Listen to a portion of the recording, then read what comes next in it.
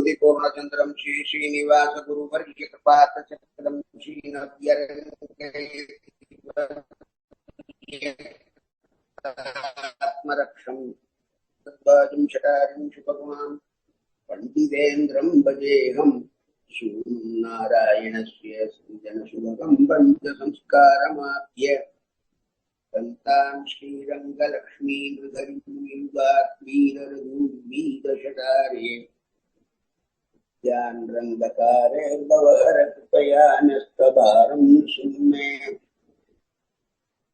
ஸ்ரீமத்வேதாந்தராமானுஜமுனிகருணாலப்தவேதாந்தயுக்மம் ஸ்ரீமத்ஸ்ரீவாசயோகீஸ்வரகுருபதயோரத்விதஸ்வாத்மபாரம் श्रीरङ्गनाथाह्वय कृपया प्राप्तमोक्षाश्रमं तम् श्रीमद्वेदान्तरामानुजं निमपरम् संश्रये देशिकेन्द्रम् जीवनं जगतां जीयात्किमभ्यदतः स्फुटम् स्वतन्त्रं सर्वतन्त्रेषु वेङ्कटेशाह्वयं महः प्रणामं लक्ष्मणमुनेः अतिगृह्णातु मामकम् प्रसादयति यत्सूक्तिः स्वाधीनपतिकां श्रुतिम्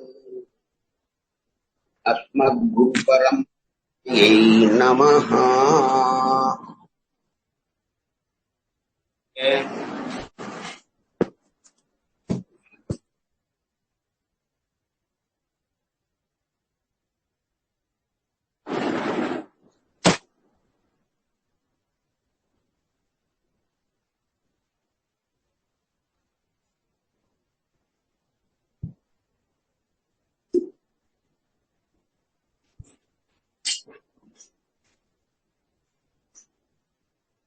ஸ்ரீமத் பகவத்கீதையில்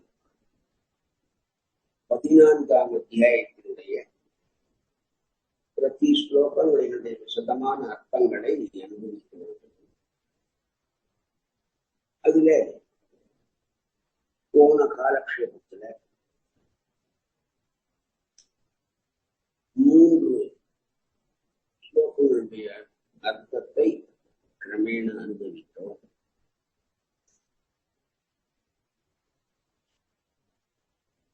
அதுல கடைசியா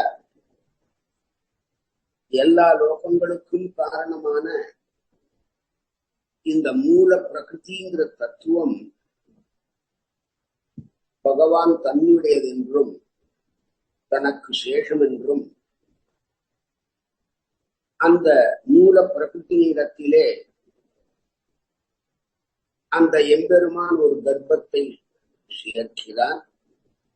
அதிலிருந்து எல்லா பிராணி வர்க்கங்களும் சிருஷ்டிக்கப்படுகின்றன, அவர்களுடைய உற்பத்தியானது ஏற்படுகிறது. இதற்கு ஸ்ரீமதஸ்தானுடைய அர்த்தமானது வெவ்வேறா எவ்விதம் இருக்குங்கிறத பார்ப்போம். இப்படி சொல்லப்பட்டதான இந்த பிரகிருதியினுடைய சிருஷ்டியானது நைமித்திக சிருஷ்டிகள் மாத்திரம் இது இல்லை,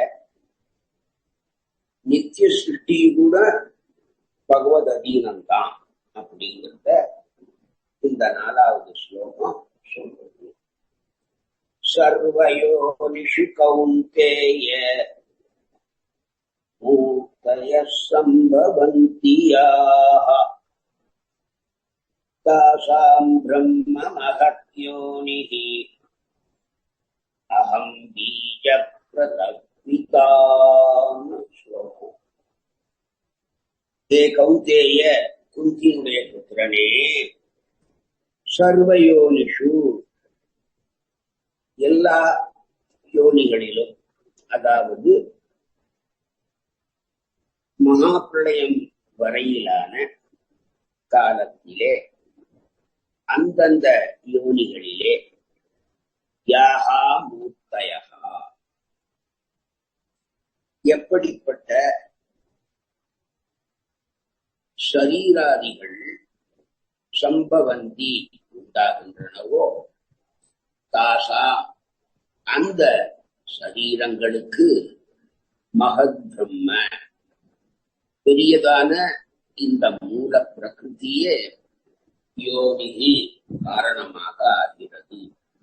அகம் பகவான் கிருஷ்ணனான நான் பீஜ பிரதா ஜீவர்களாகிய அந்த சிந்தை அந்த விதைகளை அந்த பிரகிருதியிலே சேர்த்து பிதா தந்தையாக ஆகிறேன்.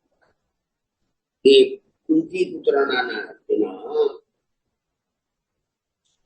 தேவ சரீரம் என்ன, கந்தர்வ சரீரம் என்ன, யக்ஷ சரீரம் என்ன, ராட்சச சரீரம் என்ன, மனுஷ சரீரம் என்ன, பசு மிருகம் பக்ஷி பாம்பு முதலிய பிறவிகளுக்கு மேலும் ஸ்தாவராதிகளுக்கும் எல்லாவற்றுக்குமே இந்த பிரகிருத்தியே யோனியாகிறது, அதாவது காரணமாகிறது.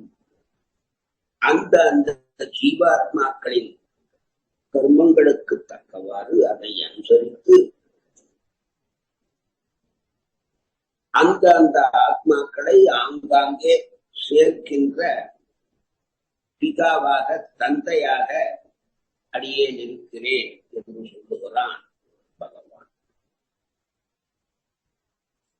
இதுல இந்த ஸ்லோகத்துல முக்கியமா ஒரு 5 அற்புதமான விஷயங்கள் சொல்லப்படுகின்றன. சிருஷ்டியின் ஆரம்பத்திலே மட்டுமில்லாமல் பின்னே பரம்பரையா தொடர்ச்சியா வர ஜன்மாதிகளும் பிறவிகளும் இந்த பிரகிருதி புருஷர்களை கொண்டு பகவானே உண்டு பண்றான் அப்படிங்கிறதுதான் இங்கே பகவான் சொன்ன இந்த ஸ்லோகத்தினுடைய கருத்து.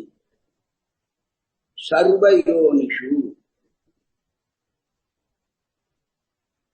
தேவன் மனுஷன் முதலிய எல்லா பிறவிகளிலேயும் பிரம்ம இந்த மூல பிரகிருதியானது பீஜ பிரதா சேதனர்களாகிய விதைகளை சேர்ப்பவனாக எம்பெருமான் இருக்கிறான்.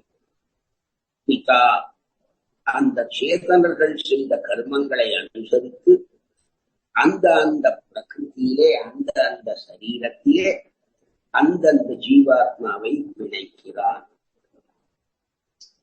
இந்த உலகத்திலே ஒருவனுக்கு பிள்ளையும் அந்த பிள்ளைக்கு பிள்ளையும் அந்த பிள்ளைக்கு பிள்ளையான முதல்ல சொன்னவனுக்கு பேரனும் பிறக்கிறான். தகப்பன் பிள்ளையை உண்டு பண்ணினானே தவிர பேரம் பிறந்ததிலேயோ கொண்டு பேரம் பிறந்ததிலேயோ அந்த பிதாமகனுக்கு ஏதாவது இருக்காருன்னா இல்லை. ஆனா அந்த வம்சம் எப்படி உறுதியாச்சு? இவன் பெத்த பிள்ளைனால ஆச்சு. அதனால முதல்ல உண்டு பண்ணவன் வந்தான், அது இல்லைன்னு சொல்ல முடியாது.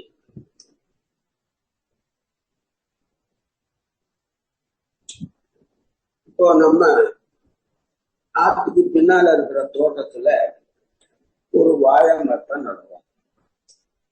அதிலிருந்து பல கன்றுகள் பிடிச்சு வர்றது உண்டாறது. அந்த கன்றுகள் அந்த வாழை மரத்தை சுத்தி வர்றதுக்கு இவன் ஒரு பிரயத்தனமும் பண்ணல. இருந்தாலும் அது வரது. அந்த மாதிரிதான் இங்கேயும். ஆனா இந்த புத்திரபௌத்திர சந்தானாதிகள் வந்ததே இவனுக்கு அந்த வாழைக்கன்றுகள் வந்ததிலே நேரடியான எந்த தொடர்பும் இல்லாததை போல இங்கே எம்பெருமானுக்கு தொடர்பு இல்லைன்னு சொல்ல முடியாது. எல்லா பிறவிகளுக்கும் எம்பெருமானே சாட்சாத்தான காரணமாக ஆகிறார். பிரகிருதி உலகமாக பண்ணினதும் பகவான் தான். இன்னைக்கு ஒருத்தனுக்கு ஒரு குழந்தை பிறக்கிறதுன்னு வச்சுப்போம், அதுவும் பகவானாலதான். அந்த பகவத் சங்கல்பம் இல்லாது போனால் எந்த இடத்திலேயும் எந்த காலத்திலேயும் எந்த பொருளும் உற்பத்தி ஆக முடியாது, உண்டாக முடியாது என்பதுதான் இந்த ஸ்லோகத்தினுடைய ஒரு உட்கருத்து. சமஷ்டி சிருஷ்டி அது காரண சிருஷ்டி, வியஷ்டி சிருஷ்டி, காரிய சிருஷ்டின்னு சிருஷ்டி அந்த படைப்பானது ரெண்டு விதமா இருக்கு. சமஷ்டி சிருஷ்டிங்கிறது காரண சிருஷ்டி, வியஷ்டி சிருஷ்டிங்கிறது காரிய சிருஷ்டி. பகவான் பிரகிருத்தியிலிருந்து மகத்தினுடைய அந்த 23 தத்துவங்களை உண்டாக்குறான். அது ஒன்னோட ஒண்ணு சேர்ந்து மற்றொன்றை அதோட சேர்க்கிறான். சேர்த்தால் சப்தீகரணம், பஞ்சீகரணம், திரிவிக்கரணம் என்றெல்லாம் இப்படி ஒன்றுக்கு மேற்பட்ட 7 5 3 பொருள்கள் ஒன்று சேருவது இப்படி சக்தீகரணம் என்றும் பஞ்சீகரணம் என்றும் திரிவிக்கரணம் என்றும் சொல்லப்படுகிறது. இப்படி ஒன்றுடன் ஒன்று பிணைந்தவனான இவற்றை கொண்டுதான் இந்த அண்டத்தையே எம்பெருமான் சிருஷ்டிக்கிறான். அண்டத்திலே முதல்ல பிரம்மாவை சிருஷ்டிச்சான். இது வரைக்கும் அந்த சிருஷ்டி பிரம்ம சிருஷ்டி வரைக்கும் சமஷ்டி சிருஷ்டின்னு சொல்றான். அந்த பிரம்மா செய்கின்றதான தேவ மனுஷியாதி சிருஷ்டிகள் வியஷ்டி சிருஷ்டின்னு சொல்லப்படுறது. இதிலும் பகவானுக்கு சாட்சாத்தா சம்பந்தம் இருக்கு, ஆனா வெளிப்படையாகி. இந்த ஸ்லோகத்துக்கு வியாக்கியானம் பண்ண ஆதிசங்கரர் இதுக்கு அத்வைத பரமா, ஹே அர்ஜுனா, தேவர்கள் என்ன, பித்ருக்கள் என்ன, மனிதர்கள் என்ன, ஆடு மாடுகள் என்ன, இதர விலங்குகள் என்ன, எல்லாவற்றையும் எந்த உருவங்கள் எல்லாம் உண்டாச்சோ அது எல்லாத்துக்கும் அந்த பெரிய பிரம்மம் கருப்பை, அந்த மூல பிரகிருதியானது கருப்பையாக விளங்கி அதிலே அந்த விதையை, கர்ப்பமாகிற விதையை விதைத்தவன் தந்தையாகிற பெருமாள் அப்படின்னு அர்த்தம் பண்ணார். துவைதபரமா அர்த்தம் பண்ண மத்வாச்சார சுவாமி ஆதி சிருஷ்டி மாத்திரமல்ல, எந்த காலத்திலுமே எப்பொழுதுமே இந்த இருவர் மட்டுமே பிறப்புக்கு காரணமானவர்கள் என்பதை இந்த ஸ்லோகம் சொல்லுவதாக சொன்னார். ஹே கௌந்தேய குந்திபுத்திரனே, சர்வயோனிஷு தேவர்கள் என்ன, மனுஷர்கள் என்ன, பசுக்கள் என்ன, பட்சிகள் என்ன, இப்படிப்பட்ட பிறவிகள் எல்லாத்திலும் யாகா மூர்த்தயா எந்த சரீரங்கள் சம்பவந்தி உண்டாகின்றனவோ தாசாம் அந்த சரீரங்களுக்கு மகத் பிரம்ம மகாலட்சுமியானவள் யோனிகி வயல் போன்று காரணமாக அமைகிறார். அகம் பகவானான நான் பீஜ பிரதா விதைகளை விதைக்கிறேன். அதனாலே பிதாவாக ஆகிறேன். அப்போ பிதான்னா தந்தை. அப்போ லக்ஷ்மி நாராயணர்களே உலகம் அனைத்துக்கும் தாய் தந்தையர். லக்ஷ்மியும் பகவான் ஸ்ரீமன் நாராயணனும் மட்டுமே இந்த உலகங்கள் எல்லாவற்றுக்கும் தாய் தந்தையர் என்ற கருத்தானது இந்த ஸ்லோகத்திலே சொல்லப்படுகிறதாக சொல்கிறார். மாதா தேவி தும வாசு பகவான் வாசுதேவ பிதாமேன்னு நம் தூக்குள் உலகாம் சுவாமி தேசிகனுடைய ஸ்ரீஸ்ரீ ஸ்லோகம் இங்கே விட்டு நோக்கத்தக்கது. பகவான் முதல்ல லோகங்களை படைக்கும் போது சேதன வர்க்கங்களாகிய ஜீவாத்மாக்கள் அவரவர்கள் செய்த கர்மத்துக்கு ஏற்றவாறு அந்த ஜீவர்களை தேவனாகவோ மனுஷனாகவோ பசுபக்ஷியாகவோ ஸ்தாவரமாகவோ பிறக்கச் செய்கிறான். பிறந்தவர்கள் தங்களுடைய கர்ம பலனை அனுபவிக்கிறார். அவர்களுக்கு சரீரம் போய் அவருடைய கர்மா முடிவடைகிறது. ஜீவர்களோ உண்மையில் பரிசுத்தமானவர்கள். இப்படிப்பட்ட ஜீவர்களுக்கு மறுபடியும் சரீர சம்பந்தம் ஏற்பட என்ன காரணம் அப்படின்னு கேட்கிறான் அர்ஜுனன்.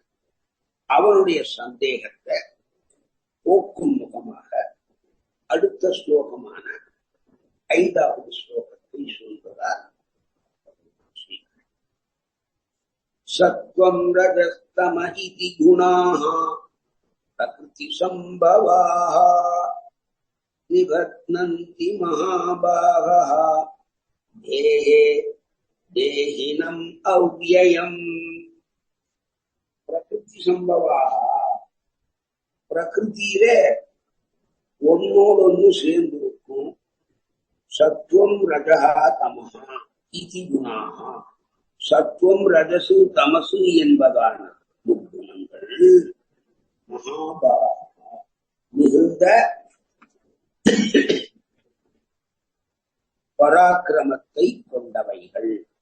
அவ்யயம், இயற்கையிலேயே எவ்வித மாறுபாடும் அற்றவைகள். தேகினம், ஜீவாத்மாக்களை தேகே உடலிலே இருக்கிறான் என்ற காரணத்தினாலே நிபந்தந்தி சம்சாரத்திலே பிணைத்து வைக்கப்படுகிறது. சத்துவம் ரஜசு தமசு என்ற அந்த முக்குணங்கள் திரிகுணங்கள்னு சொல்றோமே, அவைகள் இயற்கையிலேயே பிரகிருத்திலே இருக்கு. ஜீவாத்மா இயற்கையிலே இந்த திரிகுண சம்பந்தம் அற்றவன் தான். ஆனால் இந்த திரிகுணத்தின் காரியங்களான ஞான சங்கோச்சாதிகள் இல்லாதவன் தான் ஜீவாத்மா. ஜன்மாந்தமாக கர்மாவை அனுசரித்து இந்த ஜீவனுக்கு இந்த பிரகிருதி சம்பந்தமானது உண்டாகிறது. ஜீவன் சரீரத்தை எடுத்துக் கொள்கிறபடியினாலே சரீராதிகளான அந்த சத்துவம் ரஜஸ் தமஸ் என்ற குணங்கள் இவனை சம்சார பந்தத்துக்குள்ளே தள்ளிவிடுகின்றன என்பதாக பகவான் சொல்லுவதாக அமைந்த ஸ்லோகம் இது. இந்த ஸ்லோகத்துல ஒரு 5 முக்கியமான விஷயங்களை நாம குணாகா என்பதாலே பகவான்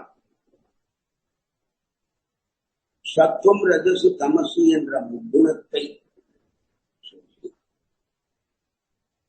அவைகள் திரவியங்கள் என்று சாங்கிய மதம் சொல்வது, அது சித்தாந்தீக மதப்படி தப்பு. அவை திரவியங்கள் அல்ல, குணங்கள் தான். நம்ம முக்குணம் தான் சொல்றோம், சத்துவம் ரஜஸ் தமசு, அது திரவியமாக. அதனால அது குணங்கள்னு தான் பகவான் இந்த இடத்துல ரொம்ப ஸ்பஷ்டமா சொல்றான். இது சாங்கிய மதத்துக்கு சாட்டையடி.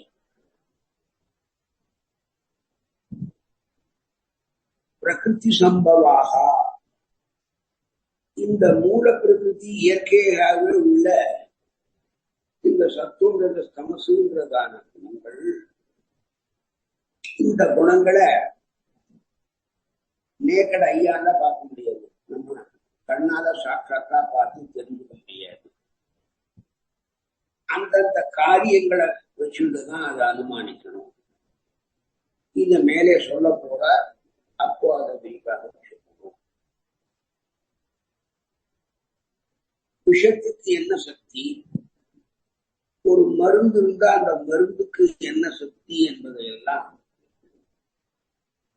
கண்ணிலே பார்த்த மாத்திரத்திலே தெரிஞ்சுக்கிறோமா? இல்லையே. அதை அறிந்தவன் சொல்ல கேட்டுதானே நாம் தெரிந்து கொள்கிறோம்.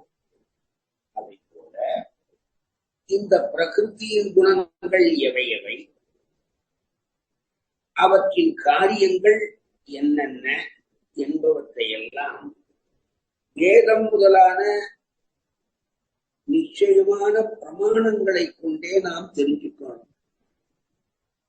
பிரகிருதியில இந்த சத்துவம் ரஜஸ் தமசுங்கிற குணங்கள் இருந்தாலும் அது விகசிதமா இல்லாத சுருங்கி கிடக்கு. அதனுடைய காரியங்களிலே அது நன்கு செயல்படுகிறது, மலர்கிறது. பூ மொட்டாக இருக்கும் போது அந்த புஷ்பத்துக்கு வாசனை அதிகமா அடிக்கிறது இல்லை. ஆனா அது நல்ல புஷ்பமா மலரும் போது தமகமான அதுக்கு ஒரு வாசனை வந்து சேர்றது. பழத்துல இருக்கிற வாசனையானது முதல்ல பிஞ்சா இருக்கும் போது இருக்கிறது இல்லை, சில சமயம் காயா இருக்கும் போது இருக்கிறது இல்லை, பழமா இல்லை. பலாப்பழம் மண்ணா பழுத்து இருக்குன்னா ஆற்றுல எங்க வச்சாலும் முழுக்க வாசனை அடிக்கிறது இல்லையா?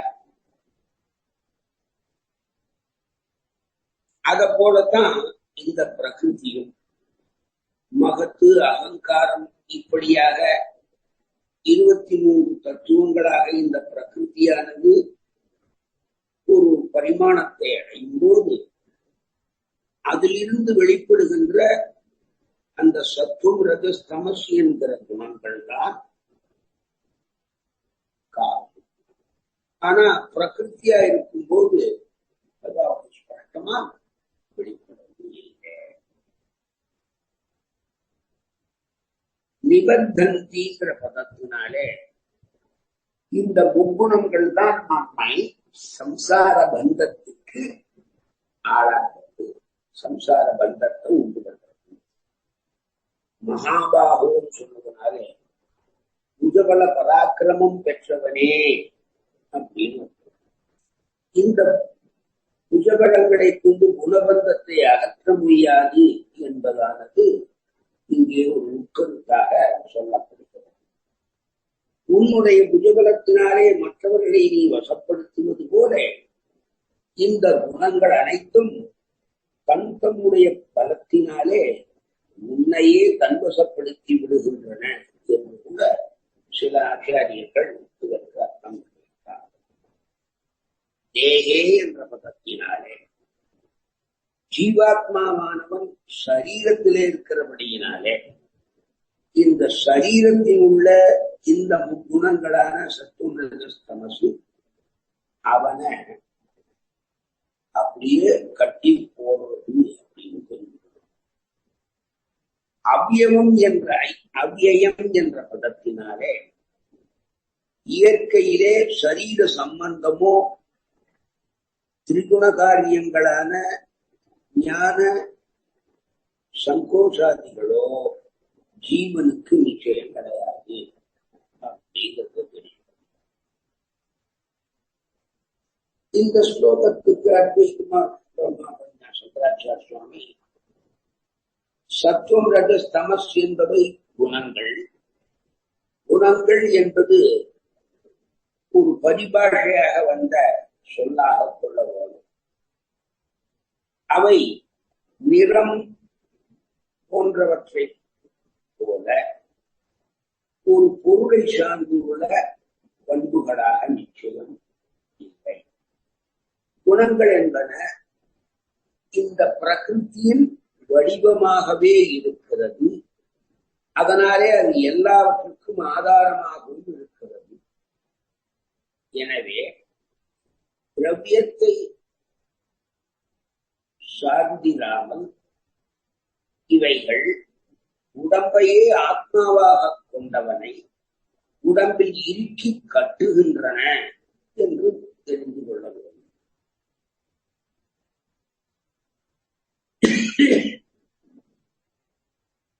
இப்போ ஒரு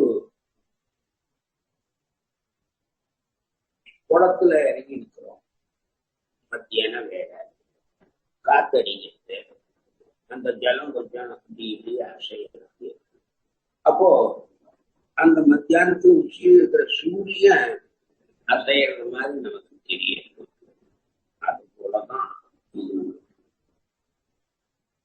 இந்த முக்குணங்கள் இருக்கே, சத்துவம் ரஜஸ்தமஸ்ன்னு, அது நமக்கு உண்டாகின்ற விகாரங்களை அது என்னமோ ஆத்மாவுக்கு நேரடியா நிகழ்ந்ததாக நமக்கு காட்டுகிறதே தவிர அது உண்மை அல்ல. இது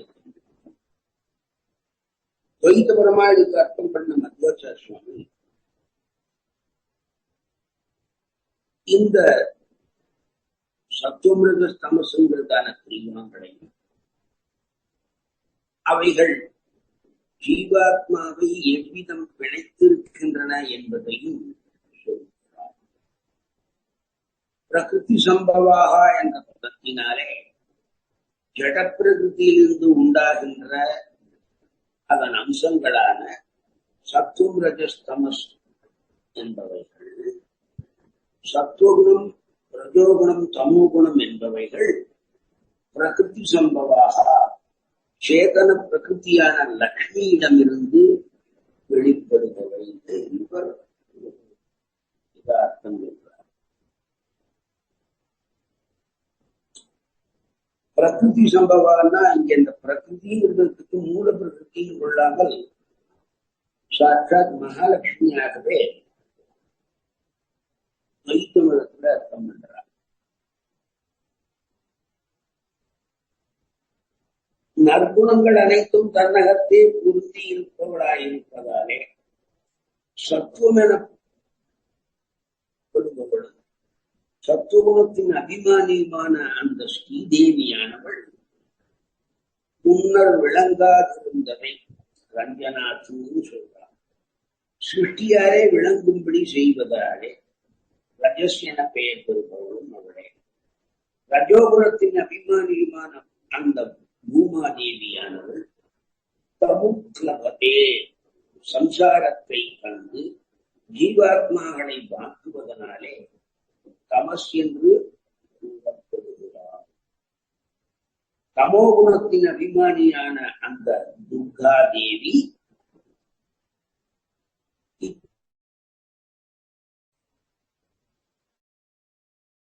ஸ்ரீதேவி, பூதேவி, துர்காதேவி லக்ஷ்மியுடைய 3 ரூபங்களாக தேகே ஸ்திதம் இந்த சரீரத்திலே இருப்பது.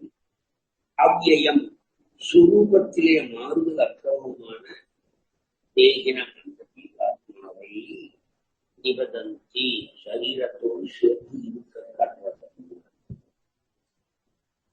குண சப்தத்துக்கு கயிறு என்று ஒரு அர்த்தம் உண்டு.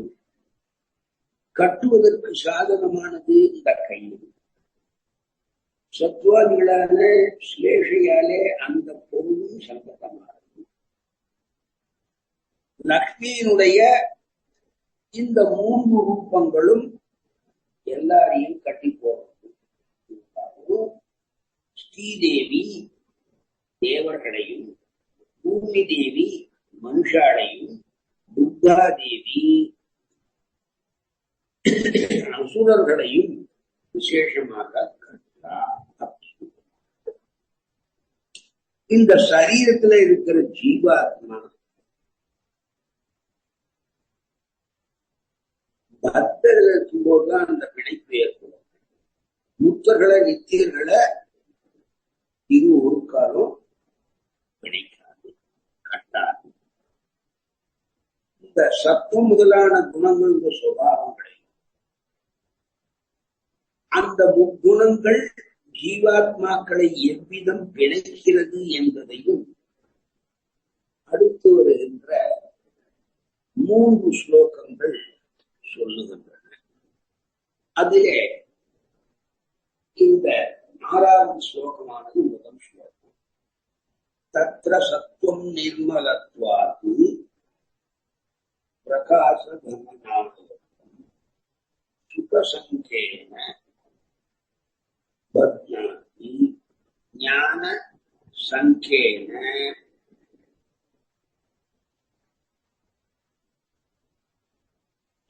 அனக. ஏ அனக, குற்றமில்லாத அர்ஜுனனே, தத்ர அந்த முக்குணங்களினாலே சத்துவம் ரஜசு தமசு என்ற இந்த நிர்மலத்துவாத்து மற்ற குணங்களின் சுபாவமான அழுக்கு அற்றவைகளாக இருந்தாலே பிரகாசகம் தெளிவான ஞானத்தையும் உண்டு கொண்டு அதாமயம் ஆரோக்கியத்துக்கு காரணமாக அமைகிறது. சுகசங்கேன சுகத்தில் உள்ள ஒரு பற்றுதலை கொடுத்தும், ஞான சங்கேன அறிவிலே ஒரு பற்றுதலை கொடுத்தும், பத்னாதி அது இந்த சம்சாரத்திலே ஜீவாத்மாக்களை இணைக்கிறது, கட்டி போகிறது.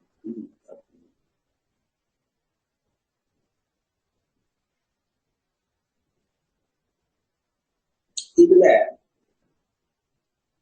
ஒரு 6 முக்கியமான அர்த்தங்களை இந்த ஸ்லோகத்தில் காட்டுற தாற்பரிய சுந்தரிகளை சுவாமி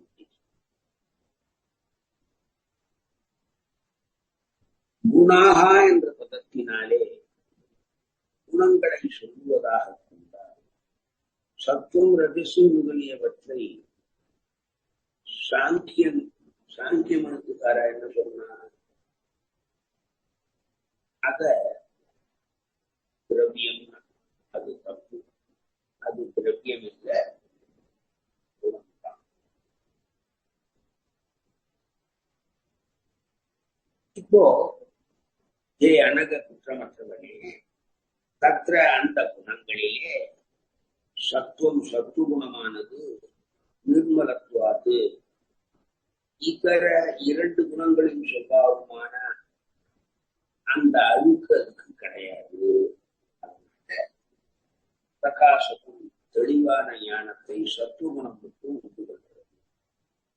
அனாமயம் அதுதான் ஆரோக்கியத்துக்கும் காரணமாக அமைகிறது. சுகசங்கேன சுகத்திலே ஒரு பற்றுதலை கொடுத்து, ஞான சங்கேன ஞானத்திலே ஒரு பற்றுதலை கொடுத்து, பத்னாதி இந்த சத்துவகுணமானது சம்சாரத்திலே ஜீவாத்மாவை கண்டிப்போம். சத்துவகுணம் என்ன பண்றது?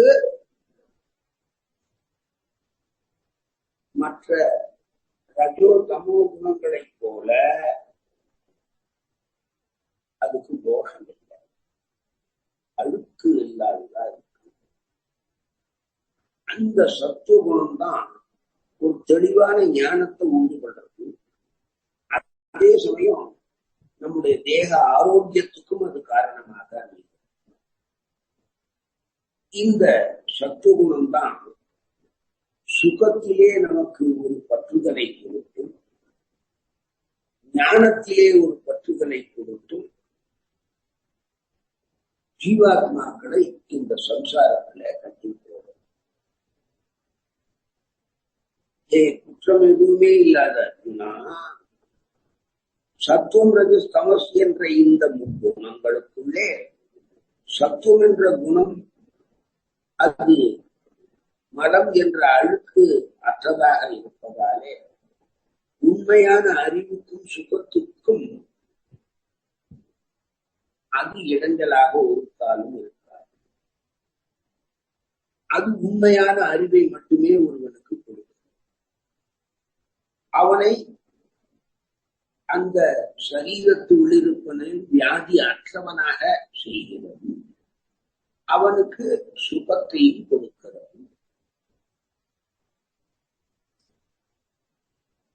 இந்த சுகமுகனுக்கு ஏற்படணும்னா என்ன பண்ணணும்? அதுக்கு சாதனங்களை கர்மாக்களை பண்ணும்படி உந்துகிறது. அப்படிப்பட்ட உந்துதலின் மூலம் அவனுக்கு சம்சார பந்தத்தை உண்டாக்குறது தெரிஞ்சுக்கோ.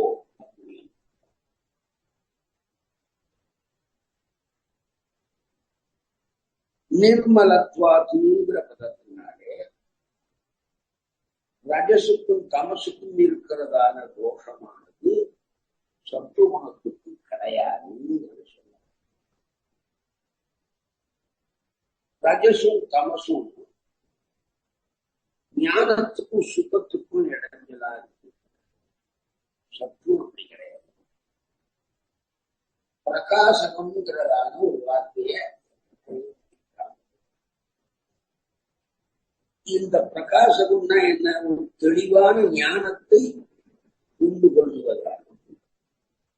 அதாவது ரஜோகுணம் தமோ குணத்தினாலே ஏற்படுகின்ற ஞானம் அது உண்மைக்கு மாறான பிரமமானது. அது அந்நியதா ஞானம், விபரீத ஞானம் போன்றவைகளை உண்டாக்குகின்றன. அவற்றுக்கு அதிர்ஷ்டமான வஸ்துவின் தோற்றமும் இந்த சத்துவத்தினாலேயே, அதாவது இந்த பிரம்மத்துக்கு விஷயமான பொருள்தான் இங்கே அதிஷ்டானம் என்று சொல்லப்படுகிறது. ஒரு குழந்தைகளை பார்த்து பாம்புன்னு பிரமிக்கும் போது அந்த கயிறு அதிஷ்டானமாக எப்படி ஆகிறதோ அதை அனாமயம் என்ற சொல்லுக்கு ஆமயமான வியாதிக்கு ஒரு காலம் அது காரணமாக அந்த வியாதியை போக்கி அந்த அந்த ஜீவாத்மா இருக்கிற சரீரத்துக்கு நல்ல ஆரோக்கியத்தை இந்த சத்துவம், அளவான சத்துவகுணமானது ஞானத்திலேயும் சுகத்திலேயும் ஒரு ஈடுபாட்டை உண்டாக்கி அவற்றுக்கு சாதனங்களான வைதிக லௌகீக கர்மங்களை பண்ணும்படியாக அந்த ஜீவாத்மாவை தூண்டும். அதனால் கர்ம பலனை அனுபவிப்பதற்கு சாதனங்களான பிறவிகளிலே ஒருவன் பிறக்கிறான். மறுபடியும் அவற்றில் பற்றி அவற்றுக்கான கர்மா, திரும்பவும் பிறவி, இப்படி இந்த சம்சார சாகரத்திலே இவனை மக்னனாக எப்பொழுதும் உணரும்படியாக செய்கிறது. வைதிகம் வேதத்திலே சொன்னவர்கள், லௌகிகம் ஸ்மிருதி முதலானவற்றிலே சொன்ன சாஸ்திர நிஷித்தங்களான ஹிம்சாதிகள் லௌகீக கர்மாவாக இதை கொள்ள வேண்டும். ஹிம்சை சுகத்தை அளிக்கிறது என்பது சுப்ரசுத்தம். லோகத்துல பலரை ஹிம்சிச்சால் தான் மொத்தம் சுகமா வாழத்தான் நினைக்கிறான். இந்த ஹிம்சையானது தனக்கு உள்ளே இருப்பதான அலௌகிகமான சக்தியினாலோ பாபீஷ்டமான பிரபியை அளித்ததினாலோ அவனை சம்சாரியாக ஆக்குகின்றான். அலௌகிகம் லோக சுத்தம் இல்லாமல் இருப்பது வேதம் முதலான பிரமாணங்களுடைய மூலத்தினால்தான் இதை நாம் தெரிந்து கொள்ள வேண்டும். வால்மீகியினுடைய சீடரான பரத்வாஜர் ஒரு மகரிஷி. அவர் வேதத்தை பரிபூர்ணமாக அத்தியனம் பண்ண வேணுங்கிற ஆசையினாலே மேலும் பேரும் ஆயுஷை எம்பெருமானிடத்திலிருந்து வேண்டினார் என்பது இங்கே வேத பிரசித்தமான விஷயம். இந்த அர்ஜுனுடைய வெற்றியோ அவன் ராஜ்யத்தை அடைவதோ, நான் ஜெயிக்குவானா எனக்கு ராஜ்யமும் வானான்னு தானே அர்ஜுன முதல்ல சொன்னா, அவனுக்கு அந்த ராஜ்யத்திலேயும் ஜெயத்திலேயும் ஒரு பற்றாகிய அந்த பாபம் இல்லை என்பது அனக குற்றமற்றவனே என்ற சப்தத்தாலே இங்கே பகவானாலே குறிப்பிடப்படுவதாக கொள்ளும். இந்த தத்ர சத்துவம் நிர்மலத்வாத்து பிரகாசிதம் அனாமயம் சொன்னாலும் அந்த ஸ்லோகத்துக்கு அர்த்தம் பண்ண ஆதிசங்கரர் சத்துவகுணம் பளிங்குகல்லை போலே அப்படியே சுட்சமா இருக்கு. அதாவது மறைப்பனவற்றை விளக்க வல்லது. அது எப்பொழுதும் ஞானத்தை தோற்றுவிக்கிறது, தொந்தரவே இல்லாதது. நான் இன்பமுடையவன் என்ற சுகப்பற்றினாலே அது ஆத்மாவை இந்த சரீரத்தோடு பிணைக்கிறது. இப்படியே அறிவு பற்றினாலும் அது ஆத்மாவையே பிணைக்கிறது. இங்கே அறிவு என்பது இன்பத்துடன் சொல்லப்பட்டிருக்கிறதுனாலே கஷேத்திரமேயான விஷயமான இந்த அகத்தரணமான மனசுடைய தன்மையாக சொல்லப்பட்டது என்றார். இந்த ஸ்லோகத்துக்கு துவைத பரமார்த்தம் என்பதால் சத்துவம் ரஜஸ் தமசுங்கிற 3 குணங்களிலே 3 தேவிகள் இருப்பதா முன்னே சொன்னார்.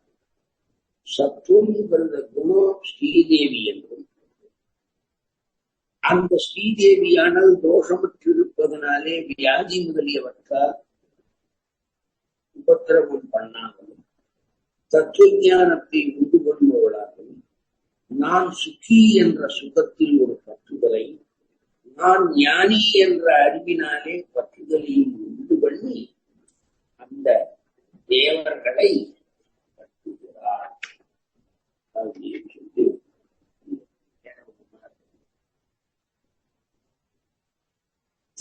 திரிகுணங்களுக்கு சத்துவத்துக்கு ஸ்ரீதேவியும், அபோகுணத்துக்கு பூதேவியும், தமோகுணத்துக்கு துர்க்கையும் சொல்கிறார்.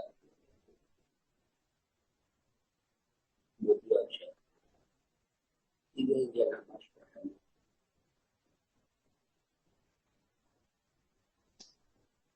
அதற்கு மேலே 7வது ஸ்லோகத்தில்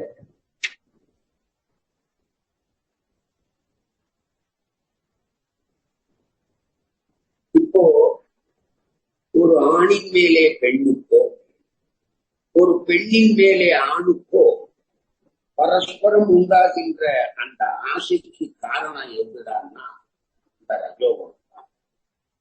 இத பத்தி அடுத்த ஸ்லோகத்துல ரொம்ப விசதமா விளக்க போறார்.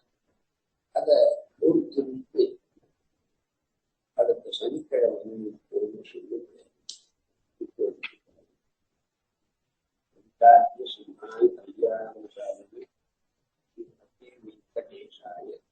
वेदांत